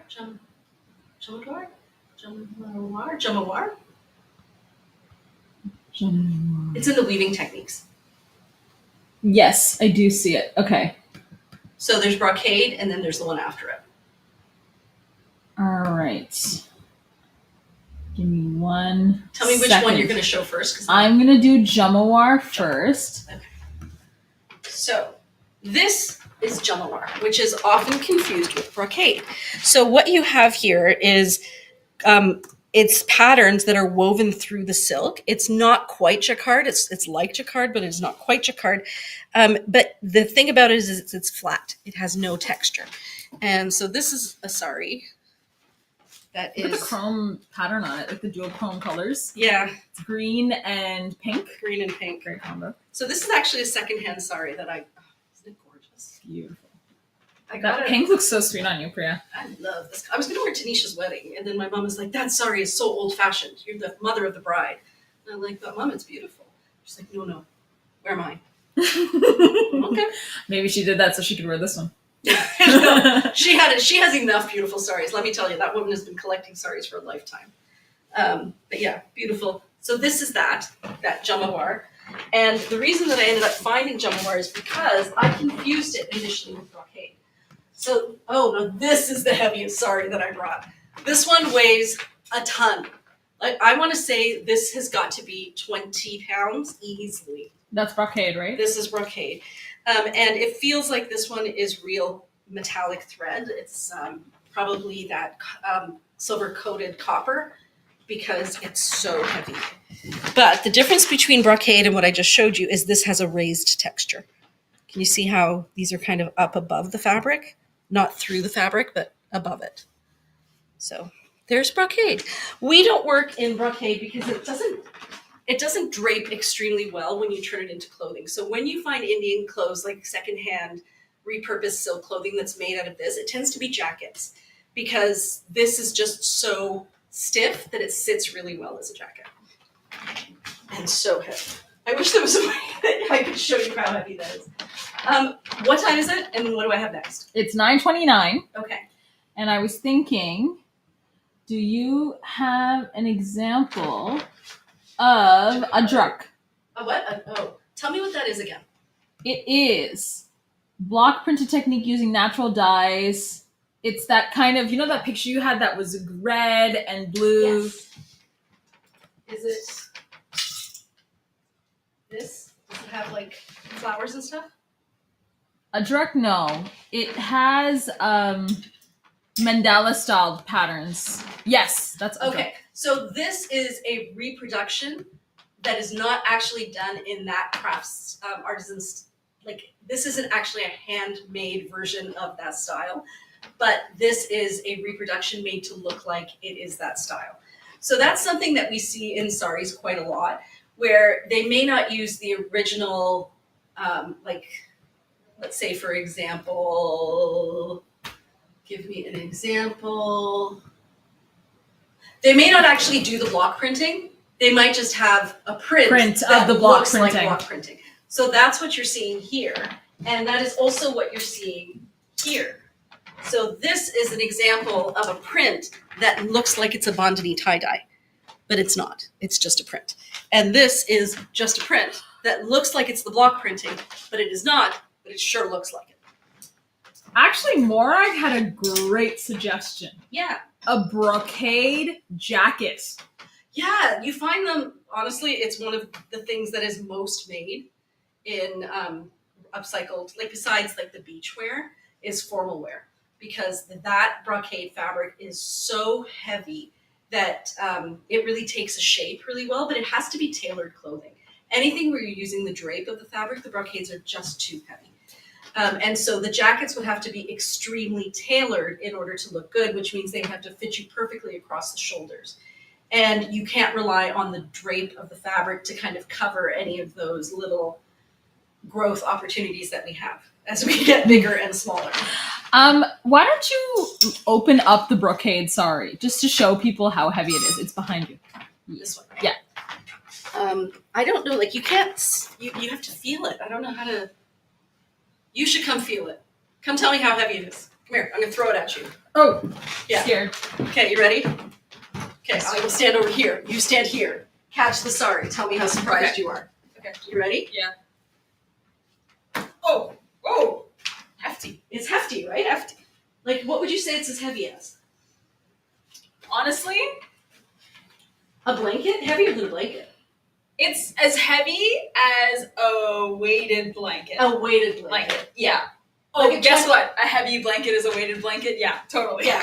It feels like a weighted blanket. It's easily 20 pounds. You know what it feels like? It feels like denim yardage. It does, actually, but it's so much softer. Like selvage denim is pretty heavy. It's got like a substantiality to it. I would say that this is very similar to denim yardage weight. Yeah. Yes. So if I were to put this on, you'll see what I mean, Morag, about it not draping extremely well. Okay, Floor, meet my brocade, sorry. So what you're gonna see, unlike the fabrics that we use that kind of drape like that, you will never get a drape like that out of a brocade. What you will get is very, very tight pleats that you can form so that they look very, again, tailored. Brocade will give you a tailored look. And so this is a short sari, guys. So normally speaking, if I take this and drop that to the ground, I should have enough left here to do a full balu across my shoulder, but I don't. Which means I have to go to here.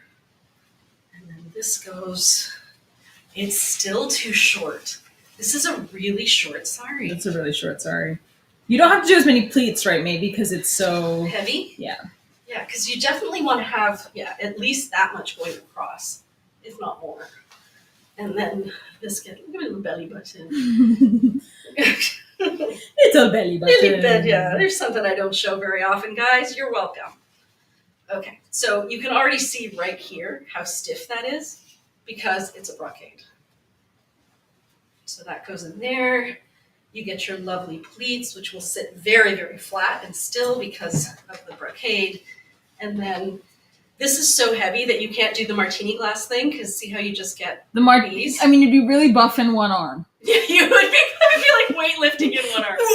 But yeah, like the martini thing works with Georgette or a crepe sari because this will just fold into beautiful, elegant drapes. This just looks chunky because it's a very heavy fabric. So you really do end up having to use pleats on the shoulder. So a brocade sari is very similar actually to what Sri Lankan traditional Osiwara style, I think that's what they're called, like traditional royal family style saris are done. Because we actually drape our saris when we have them very formally done to have small pleats at the top and then the big pleats on the bottom of the skirt. And then it's pinned up like that. So we require very thick brocade style saris for our draping. Which is funny because those would be so warm. Right? And we literally are closer to the equator than you are. So that's how it would end up looking at the front. And then I would see how that sticks out. If this were a different sari, it wouldn't. I have to pull it through here and then tuck there to get rid of that. But this is why it's really hard to work with brocade. There's there's no drape, there's no give.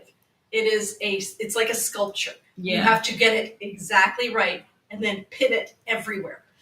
And even that, like, to me, that palo's not long enough. I would prefer one. But you know what they do? They tie them, right? They tie what they do in Sri Lanka is that they'll tie it and then put it in the belt, so it's still fitted to the body. Like, that's better for if you want to wear it loose at the back. But sometimes what they'll do instead is that if there's a belt around the sari as well to put everything against the body, they'll also belt the back as well. Oh my god, That's better. See, to me, that looks a lot more elegant. Yeah. Right to there. I think I wore this to Munish's wedding. The underside question mark? Yeah, so that is so I don't know how they did it. So all of these are woven into the fabric, but they're left out of the warp and weft. Like they just float over it and then they get woven back in. So it's a fully finished front and back, basically. Yeah. So normally what would happen if this were a sari that I was planning to wear over and over again and wanted to pass on to my kids, I would actually get a net sewn on top, this, yeah. To stop these from getting pulled accidentally. So it would protect this side of the sari from getting damaged. But the whole thing is pretty much like that. And what's funny is that's how you get the small little designs of purple and pink and green in the front. Yeah, is having all of that at the back. Yeah. Crazy, eh? I don't know how they do it, but it's really heavy. And this, I was going to show you guys the fall. So I've shown you guys this before, but I'll show you again. Every sari gets a piece of cotton sewn down at the bottom. It usually is the length of, see that first part that hits the ground? Mm-hmm. And it will go to about, it's actually quite long on this one. It goes around to here so that this part, which is going to be closest to the ground, it stiffens the bottom of the sari. Yeah. And protects it from getting dragged on the ground and ruining the silk. It is all supplementary weft work, not part of the regular warp and weft. Thank you. I knew somebody would tell Rebecca. us. You took the words right out of our brains. When I know more about dogs, I'll tell you. At the moment, I'm still learning. Okay. Anything else, Miss Shibali? What about this? Shibori. Yes, we can do. We don't have any batik examples, do we? I couldn't find one. Oh, yes. Bandhani? Yeah, I was thinking we could do Bandhani as one. Okay, so let me show them this first. So what we have decided, we will definitely be doing Sisterhood of the Traveling Jacket. Shefali is just working on that now, but mostly she's finishing school. And this is the lovely jacket that will be traveling around to different people. We don't know exactly how it's going to work. We don't know who those people are yet. And all we ask is that you take a picture, post it on social media, give it to us to use on social media. It would be nice if you knew you had a vacation coming up and you took it with you, and then you write a nice little note and you send it to the next person, telling them about the adventures you had with the jacket, and we'll try to keep the notes moving along with it. And it will mimic the Sisterhood of the Traveling Pants movie. Yes. So not copyrighted. Not taking any actual... No, we are not not at all. We're not actually copying anything about that movie, but we're calling it the Sisterhood of the Traveling Sisterhood Jacket. Yeah, that's the one. That one. So we have had so many people try this on, and we have had people say, oh, I love it, but I wouldn't mind if it were a little longer. I love it, but I wouldn't mind if the sleeves were a little shorter. I love it. And all we're hearing is, I love it. And because we are trying to get one size that works with most body types. And we have found this works with really slim body types. This works with people who are bigger through the shoulders. And so we're going to start with an order of about 10 on Tuesday, God willing, and internet willing. We will be picking the saris that we'll be using for the first 10 jackets. Oh, wow. Yeah. Ah! I know. And then we're going to get our first 10 in. And this type of dyeing is called shibori dyeing. And it's a version of tie-dye. What these saris are silk saris that have been, had the color, I guess not bleached, but somehow bled out of them. And then they have been tie-dyed with this Japanese style tie-dyeing. So that's why you can still see, oh, that's Mukesh work. There you go. Mukesh work, and that, look, it was right there all along. This is booty work. No, this is, The heavy one that kind of sticks out. Oh, it was one of the first Yeah, ones. what is that called again? Shoot. It was On the tip of my tongue. not Jari work, No. not Zardozi. Zardozi. Zardozi. This is okay. Zardozi right there. So yeah, we're gonna have some of those. We encourage you to come in and give it a try. Tell us what your thoughts are. Our first 10 will be like a test run, but we are trying to find one size that fits everybody and works on every body type. And that will allow you to gain 10 pounds, lose 10 pounds, and it'll still fit you. And I think what I'm gonna aim for, this one is blues on one side and pinks, kind of like a taupey pink and black. I'm gonna try to go with blacks on one side and blues on the other, so that it kind of has that jean jacket vibe. Mm-hmm. But yeah, they're coming. And then what we have all been waiting for. Guys, this is a big deal. This is a big deal. We have our sample of the more generously cut sculptural tunic dress. So what we're basically saying is we're getting back the sculptural tunic dress. It's coming back. Yay! So we got rid of it because it only fit to size 12, sometimes size 14, and we just felt like that wasn't going to be okay. This one is so generous, so very generous. Lots of room through the arm. Of course, it's going to fit you through the hips because it's just built that way. But when we first made it, it was very much a fit and flare dress with an empire waist. Mm-hmm. And now it's not quite as fitted, and it still flares, but on me, it's going to look a little bit more boxy, and on somebody who's a little larger than I am through here, it's going to look more fit and flare. But in either case, it's going to look beautiful. So we're getting them back, guys. And it still also looks really nice if you are smaller. Did you want to try it on? Yes. Polly tried it on. It looked really good on her too. I really liked it. And I was lucky to get a sculptural tunic dress as well, and Yeah. I kind of regret not getting more, so I'm really happy to have it. Yeah, didn't you get the sunflower one? I did get Don't you need to come out here? Oh, yes, I do. And that's a digital print, by the way. Mm-hmm. Common from the 90s. Yeah. Oh, how gorgeous is that? So they're back, ladies. We have one here for you to try on. We have not ordered any yet. We have to take the measurements and create everything on the website to reintroduce it. But they are coming back. That's how you know I live with Mira. Yeah. That and sticking your tongue out of one side of your mouth like this. Oh, I can't do that. I'm too Old. I pay too many bills for that. She does this all the time. She does this. Yeah, I know. She goes, Yeah. I don't know. Okay, so guys, it's coming back. Stay tuned. And Ellen tried it on. For those of you who know Ellen from the playing dress-ups, when she and Kat would come in and play dress-up with us, it was so much fun. So Ellen's measurements are on the website, and it fit Ellen perfectly. beautifully. Margot With room said, to oh my spare. gosh, a new style for me. Lovely. Yeah, it's going to be great, guys. So this one is a Georgette. We will also be making them in crepe. Eventually. We're picking silks now. Yeah. Yeah. Okay. Anything else? So this as well is the same thing. This is also Shibori. And tie-dye. Yeah. And it's also ombre, Mm-hmm. which is another way that they pattern or color or print, another dyeing style for Indian saris. Why don't you show Bandhani? So I can show Bandhani, kind of. So what we have here looks like Bandhani, right there. Those tiny little flowers here look like they're done with Bandhani, but actually this is a print. But while I was in the back there looking for those scarves, I found the Bandhani piece. So would you like to sing and dance for a moment? Yes, I can. Okay. Ba-da-ba-ba-da-ba-da-ba-ba-da. Okay, I'll Ba-ba-da-ba.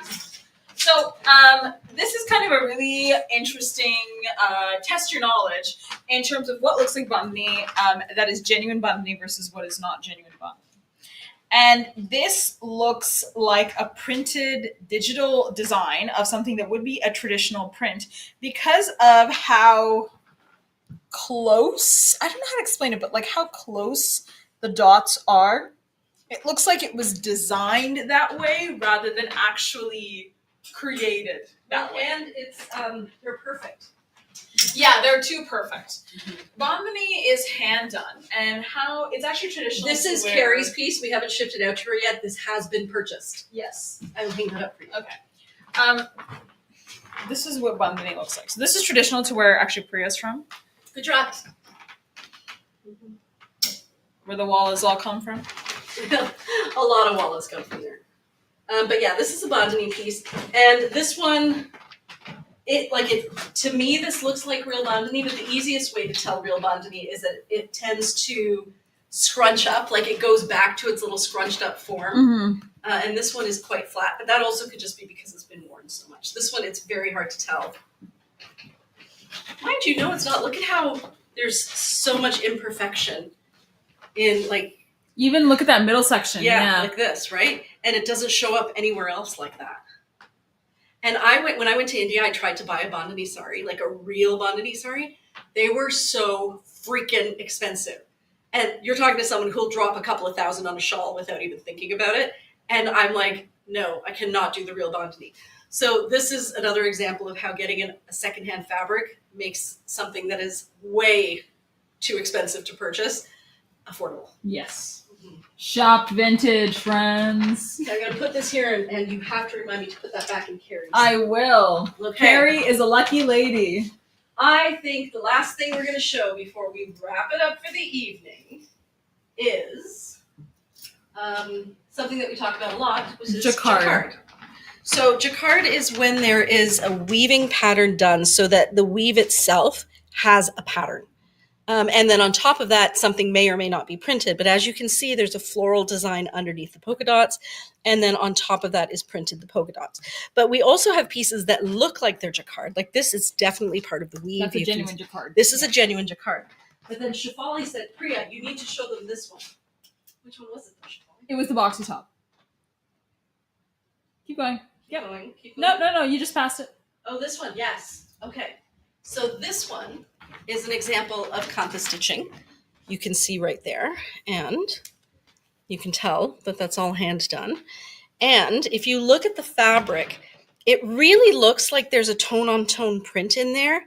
And normally, you could almost imagine that that is a jacquard print where it's woven into the fabric, but it's not. It's just a print. Because it's a flat feeling fabric. Yeah, I don't know. You'd have to probably see it up close, but it's not woven in, it's on, not in. Yes. If you would like, I think do a side-by-side comparison. These two? Yeah. Didn't you say this was jacquard as well? That one's harder to see, though. No, the duster? The duster's really hard to see the jacquard. Oh, okay. Yeah, I just looked at it because there's so much patterning on top of it. It was hard to find a jacquard. Even though we find them all the time. Yeah.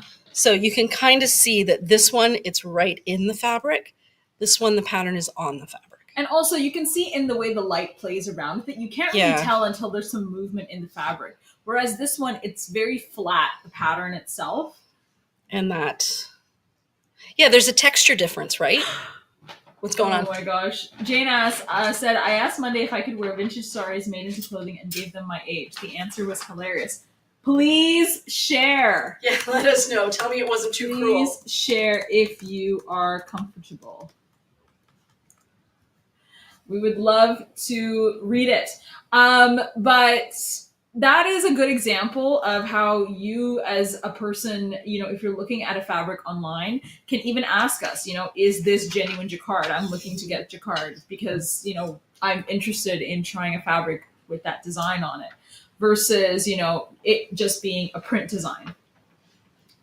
Just mark that I actually have people who do that to me for Persian rugs because I got really good at Persian rugs. And so now they send me pictures and I'm like, okay, show me the reverse. So this is another one that looks like it's a jacquard, but it's not.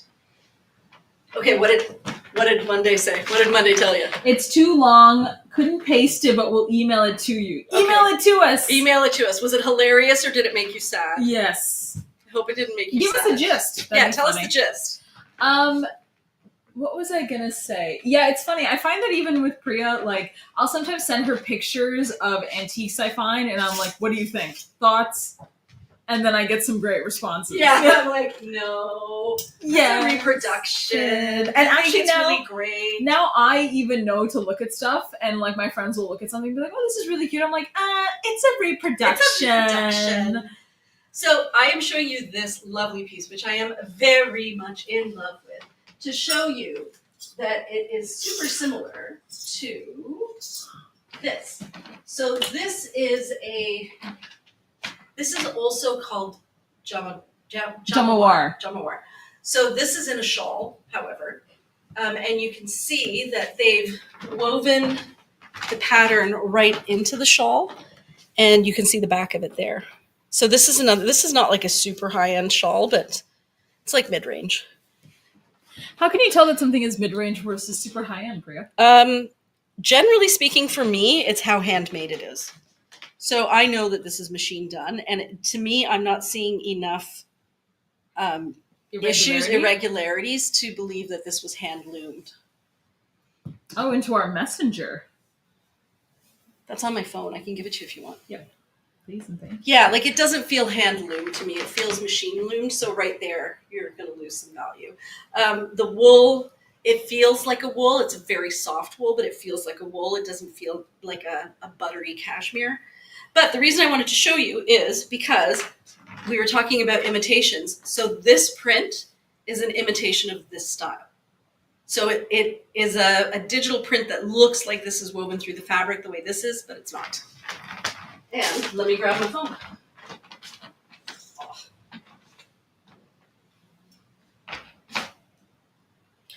The Bandhani duster has been sold, Margot. I just sent her that message. Okay. Yeah, I had to pull it from the back because we didn't have one. Go here. Switch into my other account. I can do all that. All these things are going because I haven't been on my phone for a while. It's like, let me tell you what I missed. I think next... this is hilarious. Can I read it? Yeah, go for it. Okay. This is what Monday said to my question as to whether I can wear vintage saris made into clothing at age 67. Can you wear sari clothing made from vintage saris at 67? Yes. Will the fashion police show up at your door and ask to see your birth certificate before approving your wardrobe? No. They're busy being imaginary. You can absolutely wear these styles comfortably, assuming the clothes are, designed for humans and not stitched together by a rogue Etsy seller using hope and threadbare dreams. Vintage saris are often made of silk, cotton, or chiffon, which means they're breathable, light, and perfect for someone who's done pretending tight pants are a personality trait. I love Monday, guys.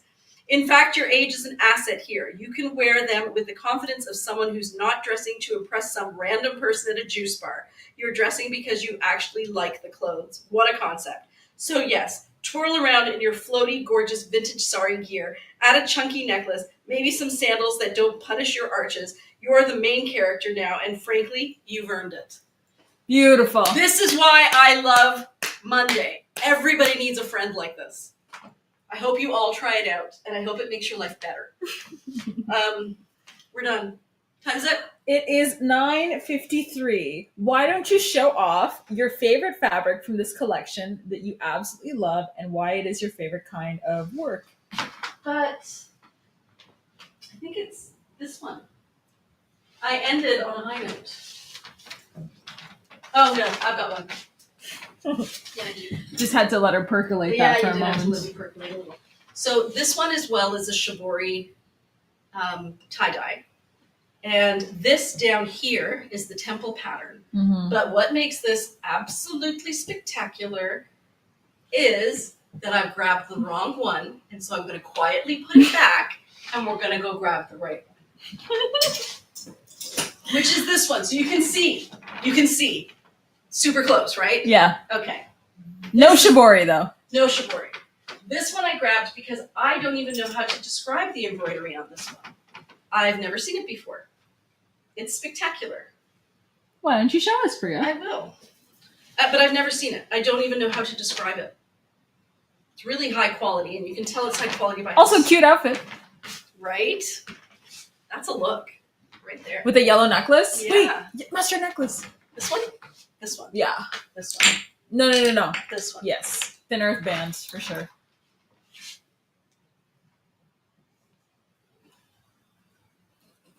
Cute. Wow. Honestly, Lorena, you have changed how I look at layering. I would have been so matchy before, but now putting these together, so I'm like, why not? It works because No also fashion police are going to stop me. there's yellow in the actual embroidery work on the band. There is actually. So I want to show you this because, like I said, I've never seen anything like it. I don't even know how to describe it. I think it's an applique work. No, it's not. It's built right Oh. in. I don't know what it is. It's definitely got some Zari work. Yeah. This is all embroidery. That is actually mirror work right there, or it's stone. It's either mirror or stone. It's the trifecta. It's got all the things. But yeah, that is actually part of the sari, and because I thought too that it was embroidered on, but it's not. Like there's no edge. It's part of the sari. So that's kind of cool. And then in addition, it has these lovely flowers that are kind of somewhere between black and charcoal and brown and purple. What kind of is that a dye? Is that a print? A digital print? What is it?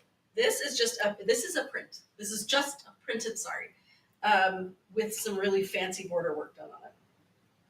But that's all I got for this one, Shibori. When I know more about dogs, I will tell you. I look forward to hearing about it. Yeah. So maybe next episode of Sari Secrets with Teacher Priya Mohan, we should talk about motifs. That's what I want to talk about is motifs, because that's something that we haven't really spent a lot of time doing. And we tend to talk about the fabric weave and we talk about the embellishment, but we don't really talk a lot about traditional motifs. And so some of the ones that we touched on today, Teacher Priya's coming in.